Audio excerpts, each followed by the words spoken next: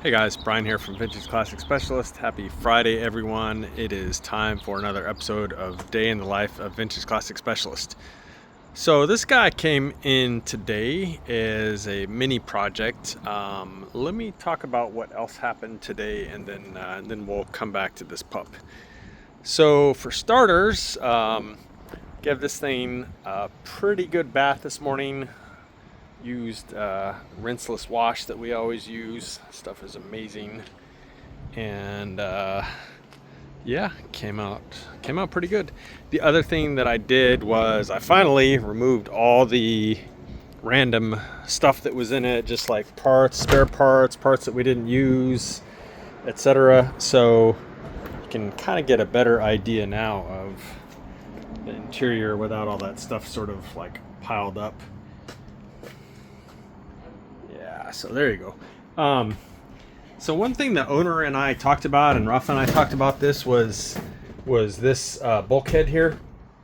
And this bus, I think, led a pretty hard life back in Australia. And in fact, when the owner got it, it didn't have any middle or rear seat in it. I think this thing was probably very much, I'm just guessing here, guys. I think it was probably very much a workhorse in its Australian life at some point at least.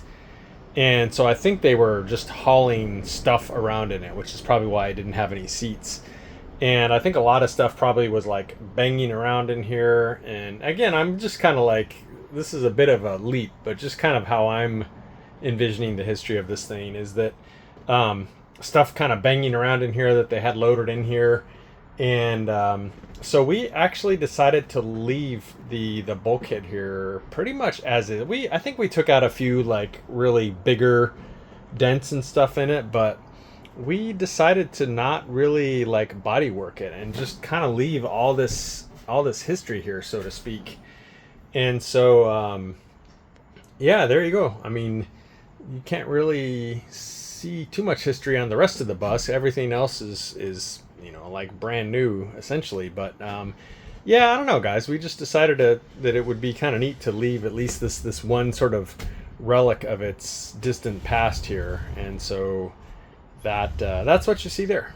Anyway, so that was what we decided to do there. So let me close this thing up. So yeah, this bus, for anyone local, we will have this thing out at OCTO tomorrow.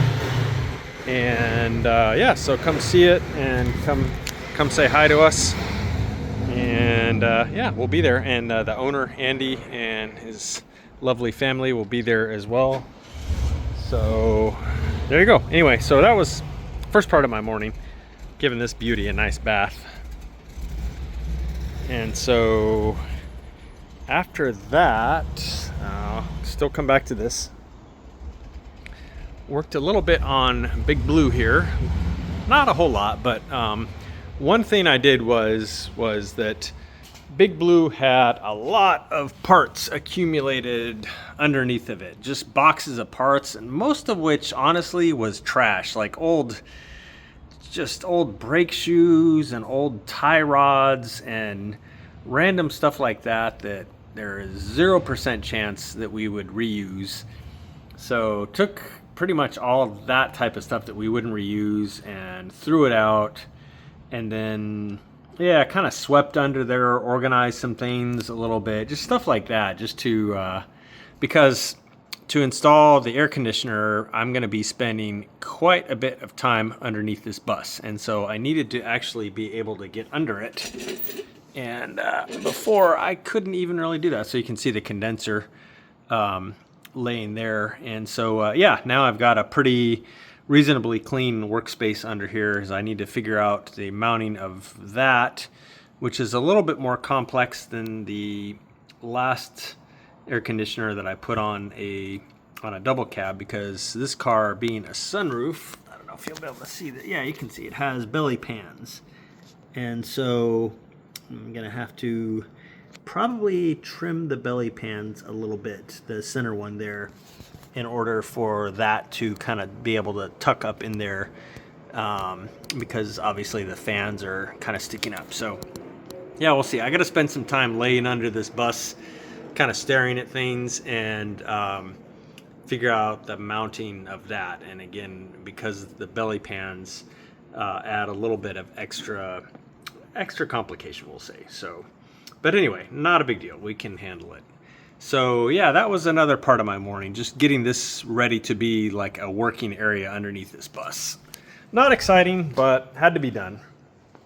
So that's that, kind of organized some of the parts that we are still using. Still some front end disc brake parts and stuff there in that box, all squirreled away nicely. And then had some various people stopping by today from Hawaii, including the owner of the barn door. Came by with his family and hung out and chatted for a while. And luckily, Rafa just happened to be here. He was also had some friends from Hawaii that he met here, and they all went out to lunch. And then later in the afternoon, he was still here, and lo and behold, Andy dropped by with his family. So it was good for those two to see each other. They hadn't seen each other in quite a while, Andy and Rafa, and none of us had met Andy's family. So very cool they came by. And gonna be spending lots of time with those nice people this weekend because, again, we're taking the barn door to both OCTO and Revival. And there you go. So other than some people stopping by, I did manage to get a little bit more done on Orangey here. And let's take a look at what I did. So started kind of moving toward the back of it here as far as putting stuff together. So basically took these pups here and sandblasted and painted them, got them ready to install the bearing caps. And then likewise the rear caliper adapters, same thing, cleaned those up and masked them off and painted them. Got those ready. Sorry guys, let me dismiss that real quick. And so got those ready, and then I went ahead and installed the adjustable spring plate here on the left side of the car, the driver's side of the car, and its retainer. And the trailing arm is on there, but I was just kind of mocking things up at this point. Really, all I have to do is pull it off again, which is, these are just finger tight, as is the pivot bolt there is also just finger tight. I just need to pull those off and then grease everything up there on the pivot, and then it can go back on. So really just a few minutes worth of work. But I just wanted to kind of, you guys know I like to sort of what I call like dry fit or test fit things before I put them on for good. So yeah, I went ahead and just put that on for like a test fit. Everything looks great. Pull it back off, grease up everything in there, and then goes together for real. So yeah, but this side is together. And I think I mentioned the other day, I went ahead and just set the spring plates up for essentially for stock height. And then from there, all the adjustment will be able to lower the car. So you can see I've got, I think you can see, sorry, not a lot of light there. So yeah, I have the adjusters set like this. So from there, they can maximally lower the car. So as this screw here goes down, this part of the spring plate attached to the suspension, of course, goes up. So pretty much I put it together with it in the highest position that it would go. And then with the spring plate like that, I set them at the angle that the stock spring plates were when they came off the car, which was like roughly 22 degrees. And so again, this should be set up now where the back of the car is at stock height when it goes down, and then the adjustment is all in the lowering direction. So that's how I set that up. And so now, other than removing this side, greasing it, putting back in, I got to do the exact same thing on the other side of the car. And then I can start assembling the rear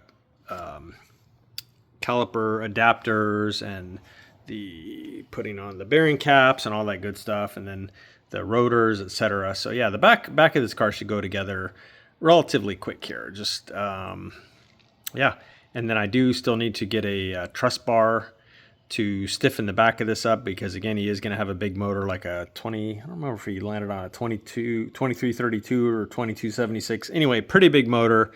So I need to add some type of stiffening bar setup to the back here to make things a little bit more rigid to handle that big power he's going to have. And yeah, so that'll kind of be the back of the car here. All right, guys. Now, if you've been waiting to see this Baja Bug, let's go see this Baja Bug. So this gentleman, who is local, of course, lives in Huntington Beach. He has been, we've been sort of talking since, I went back and looked, and I think he first contacted me in like October last year. So my wait list, so don't panic if you're wanting to or on my wait list. My wait list is not literally, 8 months or whatever that would be, 6, 7, yeah, 8 months. He kind of reached out at that time last year and told me about the car and said he was interested in us doing a number of things on it to make it safe and roadworthy.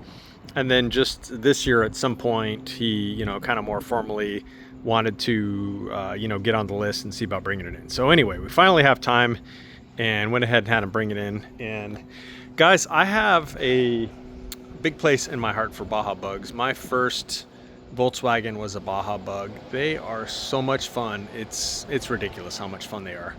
And I may need to get another one someday. Anyway, so this one has been in the same family since the 70s, and I need to reach out to the owner and get some more history on it, but it seems like his grandfather had this Baja Bug since the 70s, and it's just been a part of their family ever since then. And so the current owner has had it for 5 years comes to mind. Again, I need to verify some of these facts, but he's had it for a while, and I guess it was running and driving, and then, I don't know, somebody maybe worked on it and the electrical got a little screwed up. I'm not 100% sure, guys. But anyway, there's some issues with it now. And so the first order of business for us is to go through and make sure that it's, running, driving, safe car, go through the brakes as needed, check the suspension, the steering, maybe go through the electrical because it sounds like it's having some electrical issues right now. And check this out, guys. Remember white headers? I had the headers on my Baja Bug this was like late 80s, early 90s or so, before it got stolen, painted white. That was like the coolest thing to do back then in the 80s. So seeing that definitely brought back some memories. I had a tri-mill style exhaust on it with a custom muffler that kind of went up over this side, and it was all painted white. And the white paint ended up looking like that in pretty quick order, but we still thought it was cool. Anyway, so yeah, just kind of go through it. It's got dual ICT carbs on it with the dual port motor, probably a 1600, I'm guessing. And yeah, so we may do a rewire on it. Not 100% sure. He wants me to spend a little bit of time kind of going over the car and then come up with like I guess like a recommendation list or laundry list, whatever you want to call it, of things that we're suggesting to make it a running, driving, safe car. That's kind of phase one, I guess. And then potentially we'll be doing some things like a headliner. I see this one's kind of falling down, and maybe some upholstery. So we'll see, guys. But anyway, looks like it needs some new window seals too. Those are super crispy. Gee, look at that. That is some nice weathering right there. Those things are probably as hard as rocks. So yeah, that is the Baja Bug Mini-Project, guys. So you'll probably be seeing this one for a while. Looks like it'll probably be around for probably a month or so, a couple months maybe. I don't know. We'll see. Depends on what all he has us do. You know what, guys, it reminds me of? Anyone who used to play with radio control cars, remember the Tamiya Sand Scorcher, the Baja Bug kit that came out in probably like the 70s, actually. This kind of reminds me of one of those with a big KC highlighter lights on it. So super fun. Anyways, guys, that pretty much wraps up today. Tomorrow I will be at OCTO all day, and Sunday I will be at the Revival all day. So I don't know that there's going to be any episodes this weekend. I may manage to do a little filming and post something, but no guarantees on that. So anyway, until next time, guys, thank you very much for watching, and we'll see you again soon. Bye.